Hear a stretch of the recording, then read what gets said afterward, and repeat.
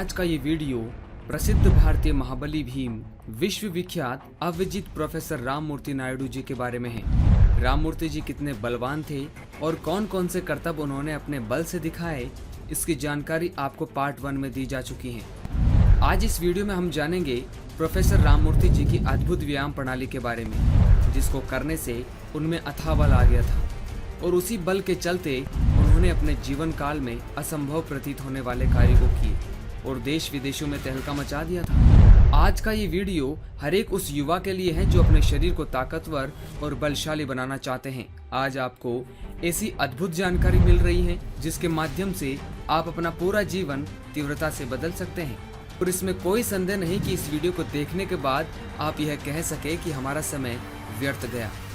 ये वीडियो थोड़ा लंबा जरूर हो सकता है क्योंकि अगर आप पूरी विधि विस्तार से नहीं जानेंगे तो आप अपनी बहुत बड़ी हानि कर सकते हैं, इसलिए हर एक चीज को गहराई से समझे। दोस्तों, अभी जो व्यायाम प्रणाली हम आपको बताने जा रहे हैं वो बहुत ही प्राचीन व्यायाम प्रणाली है जिसे भीम, हनुमान, सुग्रीव, नल, नील, अर्जुन आदि करते थे। और आपको जानकर हैरानी होगी कि यह व्यायाम प्रणाली उस समय गुप्त रखी जाती थी। हर किसी को इस व्यायाम प्रणाली के बारे में नहीं बताया जाता था। ऐसे बहुत ही कम लोग होते थे जिनको इस विद्या का भान हो, क्योंकि ये है ही इतनी अद्भुत। इस प्रणाली में व्यायाम के साथ प्राणायाम करके कुंभक शक्ति को बढ़ाया जाता है, जिससे धीरे धीरे मूलाधार में सुषुप्त अवस्था में पड़ी कुंडलिनी शक्ति जागृत होकर शरीर में असीम ऊर्जा का संचार करती है। राममूर्ति जी अपने दिन की शुरुआत प्राणायाम से करते थे। प्राणायाम करने के पश्चात ही वे एक्सरसाइज करते थे। भारतीय दंड और बैठक ही उनका व्यायाम था, जिससे पूरी बॉडी की अच्छे से एक्सरसाइज हो जाती थी। इस प्राचीन भारतीय दंड बैठक व्यायाम प्रणाली को पप्सी व्यायाम पद्धति के नाम से भी जाना जाता है, जो आज राममूर्ति दंड के नाम से विख्यात है। पर अभी राममूर्ति जी की दंड को लेकर काफी भ्रांतियां फैली हुई हैं कि राममूर्ति जी 1000, 10,000 दंड रोजाना लगाते थे। ये जो सर्पासन की तरह बार बार नीचे से ऊपर जाना और रिपीट करना, ये सब राममूर्ति जी की बिगड़ी हुई दंड है, जिसको करने से कुछ भी लाभ आपको नहीं मिलने वाला है। जबकि असल में ऐसा नहीं है। असल में राममूर्ति जी अपने दिनचर्या में 10 दंड और 10 ही बैठक लगाते थे, ना कि हजारों दंड बैठक। वे एक ही दंड को लगाने में अधिक से अधिक समय लगाते थे, ताकि बारीक से बारीक मसल भी फौलाद की तरह मजबूत बन सके।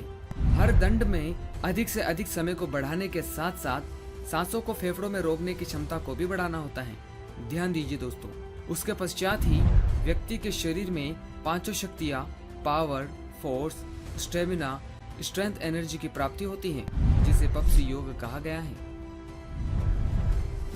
तो चलिए अब जानते हैं इस पप्सी योग में राममूर्ति दंड को किस तरह से लगाया जाता है।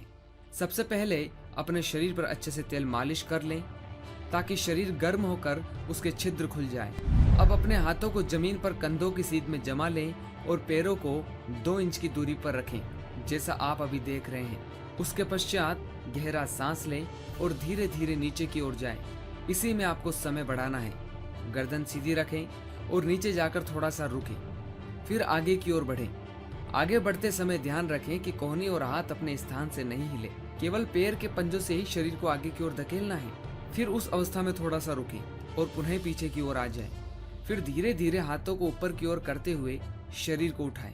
पूरा उठ जाने के बाद उसी अवस्था में हाथों से धरती को धकेलते हुए टाइट करना है, बिल्कुल टाइट। फिर रिलैक्स हो जाएं। ऊपर उठते समय हिप्स का विशेष ध्यान रखें, यानी हिप्स ऊपर नहीं उठनी चाहिए जैसा इन दंडों में होता है, सर्पासन की तरह। इस एक्सरसाइज को करने में आपको शुरू में 1 मिनट का समय तो लगाना ही है। फिर धीरे धीरे कुंभक प्राणायाम के अभ्यास से समय बढ़ जाता है। समय बढ़ने पर हमें इसे कम से कम 3 मिनट और अधिक से अधिक 5 मिनट एक ही दंड में लगाना है। दोस्तों, ध्यान रहे, इस दंड का श्वास के साथ गहरा संबंध है। जैसे जैसे आपको श्वास रोकने का अच्छा अभ्यास कुंभक के द्वारा होता जाएगा, वैसे वैसे दंड लगाने में भी आपका समय बढ़ता जाएगा, क्योंकि श्वास के टूटने पर ही हम जल्दी थकते हैं। शुरुआत में आप सांसों पर ध्यान न भी दें तो कोई बात नहीं, पर धीरे धीरे आप इसकी आदत बना लीजिए। अब कितने दंड और बैठक आपको रोज लगाने हैं? शुरुआत में 5 दंड और 5 ही बैठक लगाना है, फिर बढ़ाकर 10 दंड और 10 ही बैठक करना है। ध्यान रहे, हमारा लक्ष्य समय को बढ़ाना है। इन 5-5 दंड और बैठक में ही हमारी पूरी बॉडी का अच्छे से वर्कआउट हो जाता है और पूरे शरीर की मांसपेशियां फौलाद की तरह सख्त और मजबूत बनती है, क्योंकि इसमें 5 शक्तियां power, force, stamina, strength, energy एक साथ वर्क कर रही हैं, जो कि अन्य किसी भी एक्सरसाइज में नहीं करती। जी हाँ दोस्तों, आपने सही सुना। और हो सकता है अभी आपको ये व्यायाम प्रणाली साधारण सी प्रतीत हो, पर जब आप इसे करेंगे तो आपको वाकई में पता चलेगा कि ये कितनी अद्भुत है। इस दंड को करते समय जैसे जैसे आप नीचे जाते हैं तो आपके शरीर का भार कई गुना बढ़ जाता है, और उस वजन को जब आप रोके रखते हैं तो शरीर दिन प्रतिदिन अधिक वजन को रोकने के आदी हो जाता है। परिणाम स्वरूप आपके लिए किसी भी भारी वस्तु को उठाना कोई मुश्किल काम नहीं रह जाएगा। अब जानते हैं उस कुंभक प्राणायाम के बारे में, जिसके निरंतर अभ्यास से हम अधिक देर तक सांस को रोक पाएंगे, और इसी कुंभक प्राणायाम से हमारी कुंडलिनी शक्ति भी जागृत हो सकेगी, जो कि एक दिव्य शक्ति है और हर एक व्यक्ति के पास ये शक्ति मौजूद है। पर यह सुषुप्त अवस्था में शरीर के सबसे निचले चक्र मूलाधार में स्थित है। हमें इसे एक्टिवेट करना है, और एक्टिवेट करने के बहुत से रास्ते बताए गए हैं, जिसमें हम योग मार्ग द्वारा इसे जागृत करना सीखेंगे। प्रोफेसर राममूर्ति जी ने भी इसी मार्ग को चुनकर अपनी सोई हुई शक्ति को जगाया था और अद्भुत हैरत में डालने वाले कार्यों को किए थे। उनके अलावा स्वामी विवेकानंद जी, महर्षि दयानंद सरस्वती जी भी कुंडलिनी जागृत दिव्य पुरुष थे। कुंडलिनी शक्ति एक ऐसी शक्ति है जिसके माध्यम से आप किसी भी क्षेत्र में आसानी से आगे बढ़ सकते हैं। ये शक्ति आपकी मदद करेगी हर उस काम में जिसे आप करना चाहते हैं। ऐसा भी नहीं है कि कुंडलिनी शक्ति जागृत होने पर आपको सब कुछ अपने आप मिल जाएगा। शक्ति जागृत हो चुकी है, मगर हमें उस ऊर्जा को खर्च भी करना है, अन्यथा वो लाभ की जगह हानि करेगी। आप इस ऊर्जा को ध्यान करने में लगा सकते हैं, जिससे आपका ध्यान अधिक गहरा होता चला जाएगा। आप इस ऊर्जा को किताबें पढ़ने में लगा सकते हैं, जिससे एक बार के पढ़ने मात्र से ही पूरी किताब कंठस्थ याद हो जाएगी। ऐसे ही अगर आप व्यायाम करेंगे तो आपका शारीरिक बल बढ़ता चला जाएगा, जैसा प्रोफेसर राममूर्ति के साथ हुआ। ये ऊर्जा आपकी माइंड पावर को 100% तक बढ़ा देता है। आप किसी भी काम में इस ऊर्जा को लगा सकते हैं। योग के मार्ग में इस शक्ति को जागृत करने के लिए आपको कुंभक प्राणायाम और ध्यान का निरंतर अभ्यास करना होगा। क्या है कुंभक प्राणायाम? श्वास को अंदर रोकने की क्रिया को आंतरिक कुंभक और बाहर रोकने की क्रिया को बाहरी कुंभक कहते हैं। जैसे नाक के द्वारा श्वास को खींचा और अंदर रोक के रखा, आंतरिक कुंभक कहलाएगा। फिर धीरे से छोड़ना और पूरा श्वास खाली करके बाहर रोक के रखना, बाहरी कुंभक कहलाएगा। कुंभक प्राणायाम से प्राणवायु, ऑक्सीजन फेफड़ों के भीतर तक जाती है और ईड़ा पिंगला दोनों नाड़ियों को शुद्ध करती है। साथ ही फेफड़ों में मौजूद कार्बन डाइऑक्साइड गैस को पूरी तरह से बाहर निकालकर उन्हें मजबूत करती है। फेफड़े जितने मजबूत होते जाएंगे उतना ही व्यायाम में समय बढ़ता जाएगा, और जितना समय बढ़ेगा उतने ही शरीर के पुट्ठों को अधिक वजन रोके रखने की क्षमता प्राप्त होगी। दोस्तों, स्वाभाविक अवस्था में हम श्वास बहुत ही छोटा लेते हैं, जिससे प्राणवायु फेफड़ों के भीतर तक नहीं जाती है। जितनी प्राणवायु ऑक्सीजन आपके शरीर के भीतर तक जाएगी, उतनी ही आपकी नींद गहरी होती चली जाएगी। ध्यान दीजिए दोस्तों, और नींद जितनी गहरी होगी उसकी लेंथ कम हो जाएगी। जैसे अगर आप 7 घंटे सोते हैं तो आपकी नींद 5 घंटे में ही पूरी हो जाएगी। तो ये है श्वास की महिमा। इसलिए आज से ही आप श्वास को गहरा लेना शुरू करें। चलते फिरते कहीं पर भी अगर आप हैं तो सांस गहरा लें और इसे आदत में डालिए। इसी कुंभक में 4 प्रकार के बंद लगते हैं: जालंधर बंद, उड़ियान बंद, मूल बंद और महाबंद। इन बंदों को लगाने से ऊर्जा के स्तर शीघ्रता से उत्पन्न होते हैं तथा हम जल्दी ही अपने लक्ष्य को प्राप्त कर पाते हैं। पर प्राणायाम की शुरुआत में हम कुंभक करके इन बंदों को नहीं लगा सकते, अन्यथा हमें बहुत बड़ी हानि हो सकती है, क्योंकि कुंभक प्राणायाम का एक एडवांस स्टेज है। इसलिए शुरू में हमें कुंभक नहीं करना है। शुरुआत में सांसों को गहरा लेकर और छोड़ने का ही अभ्यास करना है। प्रोफेसर राममूर्ति जी ने भी प्राणायाम की शुरुआत ऐसे ही की थी। वे सुबह ब्रह्म मुहूर्त में 3:30 से 4 बजे के आसपास उठ जाया करते थे और नित्य कर्म से निवृत्त होकर खुले वातावरण में प्राणायाम करके अपने दिन की शुरुआत करते थे। शुरू में कुंभक और बंद राममूर्ति जी नहीं लगाते थे। वे केवल धीरे धीरे नाक के द्वारा श्वास को अंदर खींचते थे और धीरे धीरे ही श्वास को छोड़ते थे। इस तरह से शुरुआत करने से व्यक्ति को किसी भी प्रकार की कोई हानि नहीं होती है, और आपको भी ऐसे ही करना है। सुबह के समय खुले वातावरण में छत के ऊपर, नदी किनारे या पार्क में एक आसन बिछा लीजिए और पद्मासन, सिद्धासन या सहजासन में बैठ जाएं। और अब धीरे धीरे नाक के द्वारा श्वास को अंदर खींचिए, फिर धीरे धीरे श्वास को छोड़ दीजिए। यहाँ हमें श्वास को अंदर नहीं रोकना है, इस बात का ध्यान रहे। इसका अभ्यास आप करते रहे और साथ ही राममूर्ति दंड भी लगाते रहे। राममूर्ति दंड लगाते समय शुरू में आपको श्वास नहीं रोकना है। 1 माह पश्चात आप श्वास को रोककर दंड लगा सकते हैं। अब अगला सवाल आपके मन में उठेगा कि यह प्राणायाम कितनी देर तक और कब तक करना है। लगभग 10 से 15 मिनट और 3 महीने तक आपको ऐसे ही करना है। उसके बाद हम धीरे धीरे करके कुंभक प्राणायाम का अभ्यास करना शुरू करेंगे। कुंभक का अभ्यास केवल अनुभवी शिक्षक के मार्गदर्शन में ही करना चाहिए, पर आप चिंता न करें, इसकी जानकारी भी हम आपको देंगे। पर पहले आप श्वासों को गहरा लेने का अभ्यास करिए। इसके अलावा एक और महत्वपूर्ण बात ध्यान में रहे कि जब भी आप कुंभक प्राणायाम या कोई अन्य प्राणायाम करना शुरू करते हैं तो उससे पूर्व अपने शरीर की आंतरिक सफाई भी अवश्य करें। अगर शरीर में गंदगी जमी रहेगी और हम प्राणायाम करेंगे तो हमें बहुत बड़ी हानि हो सकती है, क्योंकि यहाँ सारा खेल सांसों से जुड़ा है। प्राणायाम से सांसों की शुद्धि तो होती है ही, मगर सांसों की शुद्धि से पूर्व शरीर की आंतरिक सफाई भी आवश्यक है। शरीर में जमी पड़ी गंदगी को साफ करने के लिए त्रिफला अमृत एक सर्वोत्तम उपाय है। इसका एक विशेष तरीके से 4 से 5 दिन तक सेवन किया जाता है, जिससे पेट में जमी पड़ी कई दिनों की गंदगी बाहर निकल जाती है। पूरी तरह शरीर की सफाई होने के पश्चात ही प्राणायाम करना शुरू करें। त्रिफला को विशेष तरीके से लेने की विधि को हमने पहले ही इस वीडियो में बताया है। इसका लिंक आपको वीडियो के नीचे डिस्क्रिप्शन बॉक्स में मिलेगा। इसके अलावा कुंभक प्राणायाम की पूरी जानकारी और राममूर्ति बैठक किस तरह से लगाना है, ये आपको हमारी वेबसाइट रामबाणौषधि.com पर दी गई है। उसका लिंक भी आपको नीचे ही दिया गया है। पर अभी आप वीडियो को पूरा देखिए, उसके बाद ही वहाँ पर जाएं। अब हम जानते हैं राममूर्ति जी की डाइट प्लान के बारे में कि वो क्या खाते पीते थे। दोस्तों, राममूर्ति जी प्रतिदिन आधा मुट्ठी देशी चना, पाव भर बादाम, 5 काजू, 5 अंजीर, 2 अखरोट, 10 किशमिश और 5 छुहारे, इन सबको पानी से भरे मिट्टी के बर्तन में डालकर रात भर के लिए छोड़ देते थे। फिर अगली सुबह व्यायाम करने के पश्चात इन्हें खूब चबा चबा कर खाते थे और आधा किलो गाय के दूध में 1 चम्मच देशी घी डालकर पीते थे। ये उनका सुबह का भोजन था। दोपहर के भोजन में वो सिर्फ 2 चपाती, चावल, दाल और मौसम के अनुसार सलाद ही खाते थे। फिर शाम को प्राणायाम का ही अभ्यास करते थे और केवल सादा और कम भोजन करके थोड़ा सा दूध पी के ध्यान करके सो जाते थे। अब राममूर्ति जी की डाइट के अनुसार आपको कितनी मात्रा में सेवन करना है, उसकी जानकारी भी आपको वेबसाइट में दी गई है। दोस्तों, ऐसा नहीं है कि उनमें इतना अधिक बल था, इसका मतलब वो ज्यादा मात्रा में खाते थे। खाने के बारे में विश्व के प्रथम बॉडी बिल्डर यूजीन सेंडो, जिनके नाम की आज मिस्टर ओलंपिया की ट्रॉफी दी जाती है, उनका कहना है कि पौष्टिक और शक्तिवर्धक भोजन का ताकत से बहुत मामूली संबंध है।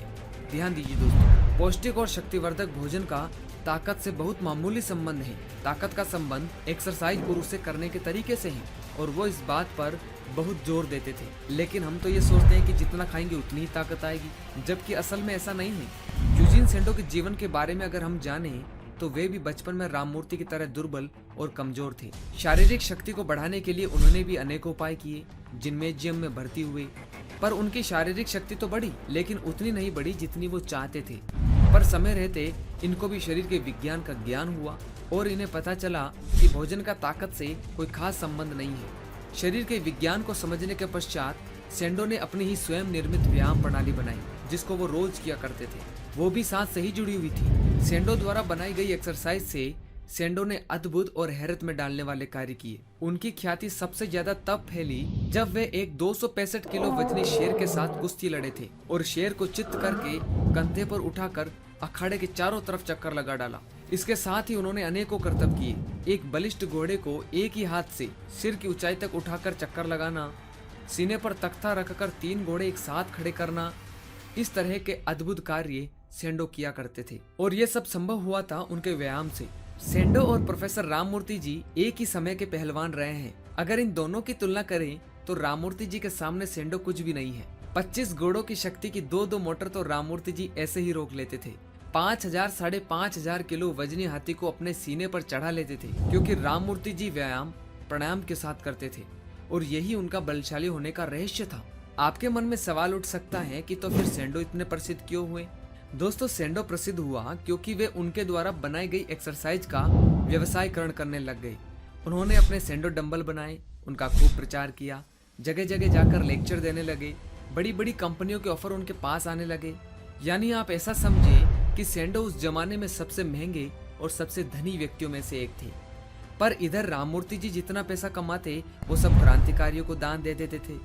और उनको उस समय इतना सपोर्ट भी नहीं था। इसका एक कारण हम ये समझ सकते हैं कि उस समय हमारा देश गुलामी में भी था।